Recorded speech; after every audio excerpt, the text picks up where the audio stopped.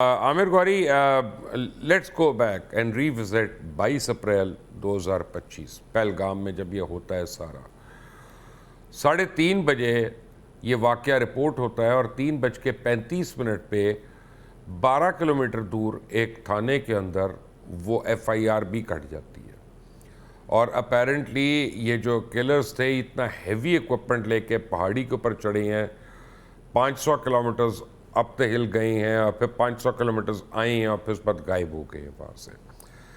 फिर जो कहानी शुरू होती है उनके मीडिया की, जिस तरह से मीडिया ने पहलगाम को कवरेज दी, तो उसका बाद में जितना मजाक उड़ा के जो झूठी खबरें दी, जिन लोगों को मार दिया वो पता चला जिंदा थे, जिनकी वीडियोस चलाते रहे और फुटेजेस चलाते रहे। और फिर उसके बाद इंडियन मीडिया जब एक बार ये कॉन्फ्लिक्ट शुरू होता है या वॉर शुरू होती है, तो जिस तरह की उन्होंने रिटोरिकल रिपोर्टिंग की है, गोस्ट रिटोरिकल रिपोर्टिंग के लाहौर के पोर्ट पे कब्ज़ा कर लिया, कराची तबाह हो गया, प्राइम मिनिस्टर शहबाज शरीफ ज़ख्मी हो गए, वो छुप गए, आसिम मुनीर पता नहीं कहाँ चले गए, वो जिससे हम तिलसिम होशरबा की कहानियाँ पढ़ते थे ना कि अफरा सियाब जादू मारा गया तो ये उधर हो गया, तो उधर गायब हो गया, उधर गायब हो गया। अब एक मैंने आपसे जो सवाल पूछना है, क्योंकि वो सारे का सारा मीडिया इंग्लिश लैंग्वेज में था, तो फर्स्ट हैंड पहली बारी पूरी दुनिया में इंग्लिश स्पीकिंग कम्युनिटी जो है उन्होंने अपने कानों से सुना जो इंडियन मीडिया बोल रहा था, और उन्होंने अपनी आंखों से देखा कि जिस तरह से वो उसका झूठ कॉल हो रहा था, ब्लफ कॉल हो रहा था। सो जहाँ ये सब कुछ हो रहा है, डू यू थिंक कि मीडिया जो है उसने इंडिया के इमेज को यानी गिराने में, मस्क करने में बहुत एक मेजर किरदार अदा किया है? यानी इतना तो उसका दुश्मन नहीं कर सका जितना उनके अपने मीडिया ने कर लिया। Thank you very much. एक दफ़ा फिर बहुत सारी चीज़ें जो हैं, जो आपने पहला सवाल पूछा था उसको तो बड़े ज़बरदस्त तरीके से अनीका ने एक्सप्लेन कर दी। मैं आपको जो है ना वो 2025 से भी पीछे लेके जाना चाहूँगा। देखें, जब जब पाकिस्तान के साथ जो है वो इंडिया का टिफ बढ़ता है, तो उसकी वट एवर द रीज़न, पिछले 75 76 77 साल से ये मामला चल रहा है। आपको याद होगा कि उस वक्त सन 2000 में क्लिंटन ने आना था इंडिया, तो उससे पहले 35 सिख जो हैं वो छत्तीसगढ़ में मारे गए थे। और सारा इल्जाम पाकिस्तान पे, जी टेररिज्म, जी ये जी वो, ठीक है ना। अच्छा, अमेरिकन ये सुन लेते हैं क्योंकि वो काफ़ी अरसे से, अगर आपको याद हो, उससे 2 साल पहले जो उनके डिप्टी सेक्रेटरी थे स्टेट, स्ट्रोप टैलबर्ट, उन्होंने अपनी एक किताब लिखी थी, एंगेजिंग इंडिया। वो सारे प्रोसेस को वो और जसवंत सिंह जो हैं वो कई दफ़ा इंडिया में और अमेरिका में मिले आपस में कि किस तरह जो है इस ताल्लुकात को बढ़ाया जाएगा आगे। और इस तरह के ड्रामे क्रिएट किए गए कि दुनिया की स्ट्रॉन्गेस्ट डेमोक्रेसी और दुनिया की लार्जेस्ट डेमोक्रेसी ये आपस में जफ्फी डालने लगे। अब 2025 में जेडी वैंस ने आना था वहां पे, तो उसके बाद पहलगाम हो गया। ये चीजें मटेरियल है मेरे लिए कि 12 मील दूर थे या 120 मील दूर थे, या मुंबई पे अटैक हुआ था या नहीं हुआ था। इंडिया जो है, मुझे लगता है उसके जो प्लानर्स हैं वो इतने डड हैं कि वो शायद प्लानिंग करने के लिए भी शायद बॉलीवुड देखते हैं पहले। और इस तरह से उनको जो है दोनों दफा जो उन्होंने हरकत की उस पर खुद ब खुद सवाल उठाने पे मजबूर कर दिया वेस्ट में कि यार, पाकिस्तान जो है वो इतना बेवकूफ़ तो नहीं हो सकता कि इतनी इंपॉर्टेंट विजिट से पहले उसको डिसरप्ट करने की इतनी भोंडी कोशिशें करें। ठीक है ना।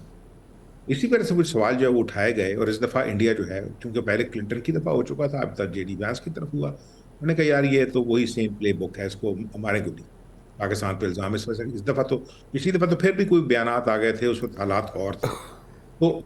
लेकिन मैं आपको बताऊं जो नुकसान हुआ है ना इंडिया का, वो ये हुआ है 2018 में सिंगापुर के अंदर, जो उनके डिफेंस सेक्रेटरी थे जेम्स मैटिस, वो और प्राइम मिनिस्टर मोदी, ये इकट्ठे बैठे एक बहुत बड़े जो थिंक टैंक का बड़ा फंक्शन था, शैंग्रीला डायलॉग। उसके अंदर जेम्स मैटिस ने खड़े होकर ये कहा दो चीजें। उसने कहा एक तो हम इंडियन ओशन के अंदर एक ऐसे मुल्क को, उन्होंने नाम नहीं लिया, यहाँ पे मामा चाचा बनने की इजाजत नहीं देंगे, स्ट्रेट ऑफ मलाका में और सारा का सारा साउथ चाइना सी में, बेसिकली इशारा चाइना की तरफ था। और दूसरा उन्होंने कहा कि ये जो क्वाड बना है, यानी पाकिस्तान, यानी अमेरिका, ऑस्ट्रेलिया, जापान और इंडिया, ये अब जो है ना वो इस रीजन की, यानी इंडियन ओशन की सी लेन्स की हिफाजत करेंगे। India would turn our to be the net security provider, और इस वजह से आज से हम इस इलाके का नाम एशिया पैसिफिक बदल के इंडो पैसिफिक रख रहे हैं। वो इंडो पैसिफिक तो बढ़ गया इस चीज के मगर क्यों कि हिस्ट्री के अंदर इतनी ज्यादा मिसालें हैं जहां पे छोटे लेकिन वेल प्रिपेयर्ड मुल्क ने बड़े और टेक्निकली एक धौस जो है वजन वाले मुल्क को कूट लगाई है। तो वही चीज इस दफा हुई, उन्होंने कहा यार हम तो इंडिया के अंदर बिलियंस अपॉन बिलियंस डॉलर की इन्वेस्टमेंट कर रहे थे, टेक्नोलॉजी के अंदर, पेट्रोलियम के अंदर, इंफ्रास्ट्रक्चर के अंदर, डिफेंस के अंदर, कि ये चाइना को आंखें दिखाएगा। हालांकि उनके जो पढ़े लिखे लोग हैं वो बताते रहे कि देखें चाइना को इंडिया कभी भी चैलेंज नहीं करेगा, इसलिए कि जो ज्योग्राफी है दोनों मुल्कों के दरमियान वो ये करने नहीं देगी। और शायद इसी वजह से आपको याद होगा, आपके जो व्यूअर्स हैं को बता दें कि जिस तरह हमारे यहाँ लाइन ऑफ कंट्रोल पे तो चलती है ना, गोलियां और सिपाही मरते हैं, उनका जो मैकमोहन लाइन है उसके ऊपर तो डंडों से लड़ते हैं, वहां तो गोली चलाने की इजाजत नहीं है। तो ये मिसाइल किसको चलाने थे इंडिया ने, ठीक है ना। एक तो वो बहुत बड़ा नुकसान हुआ कि वो जो इंडो पैसिफिक था उसमें इंडिया की जो पोजीशन थी वो सीरियसली पंक्चर हुई। डिप्लोमेटिक ट्रस्ट जो है, यानी कि अगर जिस तरह मैंने पहले कहा कि अगर अमरीकी सदर या वजीर नायब सदर के आने से पहले आप इस तरह की हरकत करके और इल्ज़ाम पाकिस्तान पर लगा दें और फिर सबूत ना हो, इसकी वजह से देखा उन्होंने कि पाकिस्तान के साथ तो फिर 4-5 मुल्क जो हैं वो सॉलिडली खड़े हुए हैं, इंडिया के साथ कोई खड़ा नहीं हुआ। तो इसका मतलब है कि इंडिया की जो डिप्लोमेटिक बातचीत थी, जो वजन था, वो उन्होंने लूज किया है, यूरोप के अंदर भी, अमेरिका के अंदर भी, मिडल ईस्ट के अंदर भी। उनके दोस्त हैं वो, ठीक है ना, इन्वेस्टमेंट है वहाँ पे। और तीसरी चीज़ इस साथ जिसकी तरफ आपने इशारा किया कि अगर फर्ज किया कि उनका जो मीडिया है वो हर किस्म की जो इसको हम कहते हैं बाई पार्टिजन रिपोर्टिंग से हट के चीखें मारने लगे और इस तरह के झूठ, यानी मतलब वो आपको या मुझे पता हो सकता है कि वो नहर के अंदर जो हमने लाहौर वाली नहर है मुगलपुरे की, उसमें जो आप दोजें खड़ी की हुई थी, ठीक है ना, जो दिन रात तो मछलियां पकड़ती थी लेकिन अब उन्होंने इंडिया पे अटैक करना था। किसी एंकर ने, यानी सीरियस एंकर ने इंडिया को ये पता नहीं लगाया कि भाई लाहौर जो है वो समुंदर से को तकरीबन 715 मील दूर है।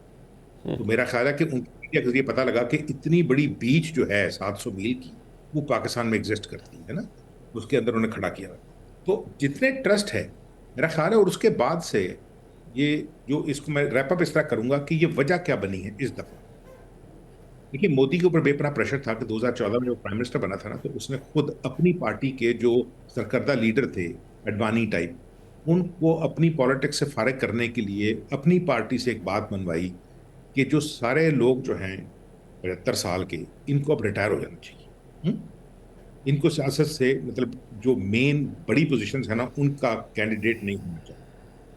ये भाई साहब खुद जो हैं अभी तकरीबन 75 के थे, उनकी पार्टी की तरफ से आवाजें उठ रही थी कि आपने अपना बनाया हुआ असूल के तहत अब आप सियासत से फारग हैं। आपको पता है कि इस दफा जब इन्होंने नारे तो बहुत मारे थे कि अब की बार 400 पार, लेकिन इस इलेक्शन में जो लास्ट इलेक्शन हुआ है, मोदी लॉस्ट सिंपल मेजोरिटी। उसको छोटी पार्टियों की मदद की जरूरत पड़ गई प्राइम मिनिस्टरशिप में लेने कोalition की। बनाने के तो लिए। जरूरी थी, उसके लिए जरूरी था